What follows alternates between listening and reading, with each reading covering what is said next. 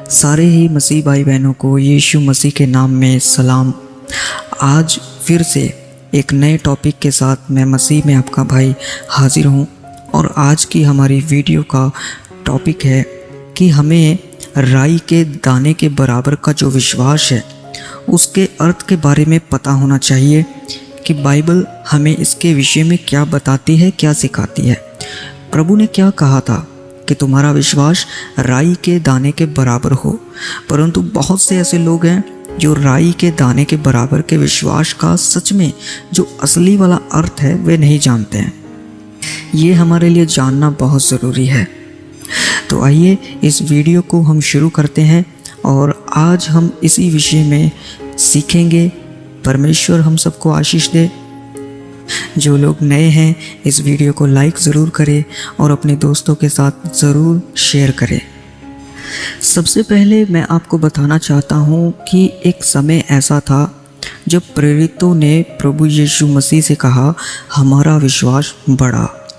इस वचन में हम फोकस करेंगे। यहाँ पर प्रेरितों करके लिखा है, अपोस्टल्स करके लिखा है, परंतु उससे पहले जहाँ भी आप पढ़ोगे चेले करके आया है। मैं आपको इस चीज़ को बताना चाहता हूँ कि विश्वास जो है वह हर एक व्यक्ति के अंदर है, चाहे वो 1 दिन का विश्वासी है, चाहे वो 10 दिनों का है, चाहे वो 10 साल का विश्वासी है, उसके अंदर विश्वास है। पर असल में बात ये है कि उसको अपने अंदर के विश्वास के बारे में जानकारी नहीं है। प्रेरितों ने कहा प्रभु यीशु मसीह से हमारे विश्वास को बढ़ा, यानी कि उनके अंदर विश्वास था। आज भी ऐसा ही होता है, विश्वासियों के अंदर विश्वास है, परंतु जब वे इस वचन को पढ़ते हैं कि प्रभु यीशु मसीह ने कहा कि तुम्हारा विश्वास राई के दाने के बराबर हो, तो उनको लगता है कि क्या हमारे अंदर राई के दाने जितना भी विश्वास नहीं है। आज आप इस वीडियो में एक नई भेद की बात सीखने वाले हो और आज का प्रकाशन आपके जीवन को बदल कर रख देगा, ये मैं आपसे प्रॉमिस करता हूँ।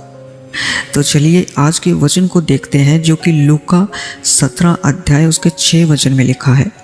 यहाँ पर लिखा है, प्रभु ने कहा कि यदि तुमको राई के दाने के बराबर भी विश्वास होता तो तुम इस तूत के पेड़ से कहते कि जड़ से उखड़ जा और समुद्र में जा लग, तो वह तुम्हारी मान लेता। आपको पता है एक सहतूत का जो पेड़ होता है उसकी जड़ें बहुत दूर तक फैली होती हैं, बहुत गहरी होती हैं। और यहाँ पर प्रभु यीशु मसीह ने कहा कि अगर तुम सहतूत के पेड़ को कह देते कि समंदर में जा पड़, तो वह समंदर में भी चला जाता। सहतूत का पेड़ इंसान के जीवन की परिस्थितियों को दिखाता है।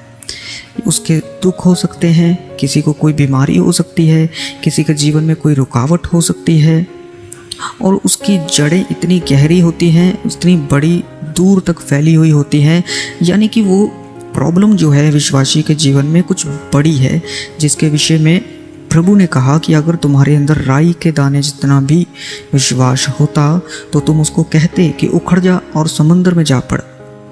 सबसे पहले मैं आपको एक चीज़ बताना चाहता हूँ, जब कोई व्यक्ति विश्वासी है यानी बिलीवर है तो उसके अंदर पहले से ही राई के दाने के बराबर विश्वास है। अगर उसके अंदर विश्वास है तभी तो वो बिलीवर है।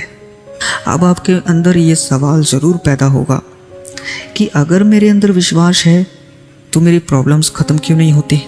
अगर मेरे अंदर राई के दाने जितना विश्वास है तो बीमारियां क्यों नहीं जाती हैं? तो मुझे अलग अलग तरह की डिफ़िकल्टीज़ जो है वो फेस क्यों करनी पड़ती हैं? तो मैं आपका फोकस जो है वो लूका 17 अध्याय 6 वचन पर दोबारा से एक बार करवाना चाहता हूँ। यहाँ पर जब हम इस वचन को देखते हैं तो यहाँ पर एक चीज़ प्रभु यीशु मसीह ने बोली, तो उससे कहे, यानी कि अगर आप कहते, अगर आप बोलते तो वह सहतूत का पेड़ उखड़ जाता। बहुत से लोग प्रार्थनाएं करते हैं, विनतियां करते हैं कि मेरी बीमारी चली जाए, ऐसा हो जाए, वैसा हो जाए, पर जो मेन फोकस की बात है इस वचन में, वो कहा गया है कि अगर तुम्हारे अंदर राई के दाने जितना भी विश्वास होता तो तुम कहते, तुम बोलते।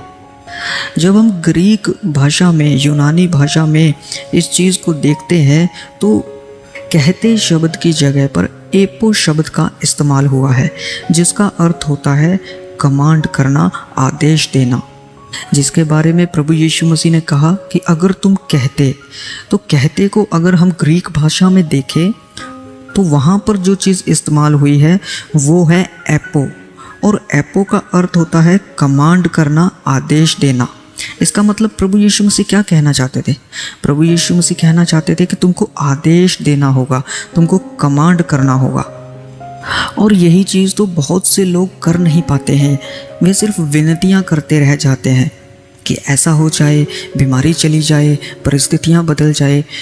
चाहे वे इस वचन को लेकर के प्रार्थना भी करें, पर वे कहते नहीं हैं, आदेश नहीं देते हैं।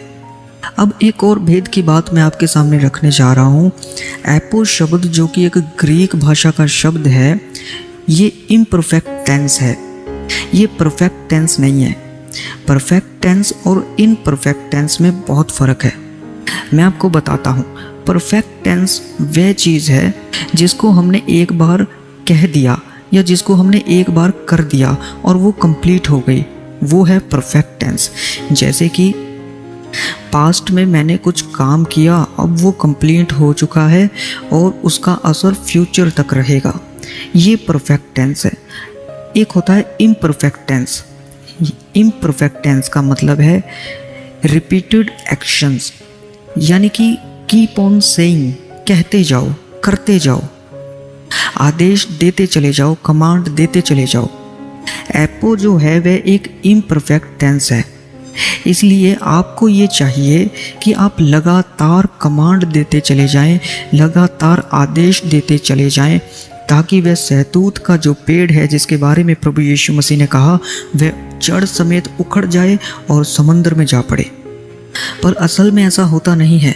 अगर कोई व्यक्ति आदेश भी देता है ना, तो वह सिर्फ एक ही बार आदेश देगा, एक ही बार प्रार्थना करेगा, उसके बाद वो देखेगा क्या मेरे अंदर विश्वास है, क्या मेरे अंदर राई के दाने जितना भी विश्वास नहीं है कि ये प्रॉब्लम गई ही नहीं।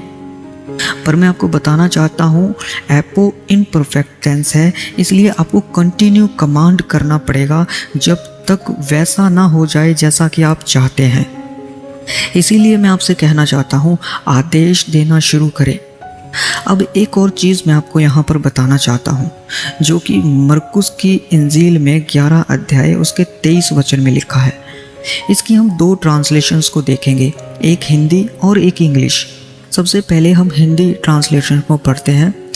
यहाँ पर लिखा है, मैं तुमसे सच कहता हूँ कि जो कोई इस पहाड़ से कहे कि तू उखड़ जा और समुंदर में जा पड़, और अपने मन में संदेह ना करे, वरन प्रतीति करे कि जो कहता हूँ वह हो जाएगा, तो उसके लिए वैसा ही होगा। अब इंग्लिश ट्रांसलेशन देखते हैं। यहाँ पर लिखा है, For verily I say unto you that whoever shall say unto this mountain, be thou removed and be thou cast in the sea, and shall not doubt in his heart, but shall believe that those things which he said shall come to pass, he shall have whatever he said। यानी कि मैं आपको बताना चाहता हूँ, यहाँ पर इस वचन में इंग्लिश ट्रांसलेशन में जब आप देखोगे तो यहाँ पर लिखा है बट शैल बिलीव, यानी कि बिलीव शब्द जो है वो एक बार आया है, परंतु बोलने के लिए यहाँ पर 3 बार इस्तेमाल किया गया है, यानी कि आदेश देने के लिए 3 बार इस्तेमाल किया गया है। Whoever shall say which he said, he shall have whatever he said। 3 बार बोलने का इस्तेमाल किया गया है। इसका मतलब है हमें विश्वास तो है, पर हमें समझ नहीं है कि हमें कंटिन्यू आदेश देते रहना है। राई के दाने के बराबर के विश्वास का सही में अर्थ तो यही है। मैं फिर से दोहराना चाहता हूँ, इम्परफेक्ट टेंस है एपो, और एपो एक ग्रीक भाषा का शब्द है और जब हम इसको हिंदी में देखते हैं तो वहाँ पर वचन में कहते करके आया है। तो सही और सिंपल भाषा में इसका मतलब ये है कि हमें लगातार कहते रहना है, हमें लगातार आदेश करते रहना है। इसका अर्थ यही है, इसका भेद यही है, जब तक आपकी प्रॉब्लम्स उखड़ ना जाए, आपके अंदर एक स्पिरिट होनी चाहिए कमांड करने का। आपके अंदर ढीलापन नहीं होना चाहिए कि मैं प्रार्थना करता हूँ, मैं विनती करता हूँ। नहीं, जब आपको कमांड करना है तो आपको कमांड ही करना पड़ेगा। जैसे प्रभु यीशु मसीह ने कहा कि अगर तुम सहतूत के पेड़ को कह दोगे कि जड़ समेत उखड़ जा और समुद्र में जा पड़, तो वह जा पड़ेगा। मैं आशा करता हूँ इस वचन से आपने बहुत कुछ सीखा है और आज आपके अंदर एक नए विश्वास ने, नए उत्साह ने जन्म लिया है। तो प्रभु आप सबको आशीष और बरकत दे। सबको जय मसीह की।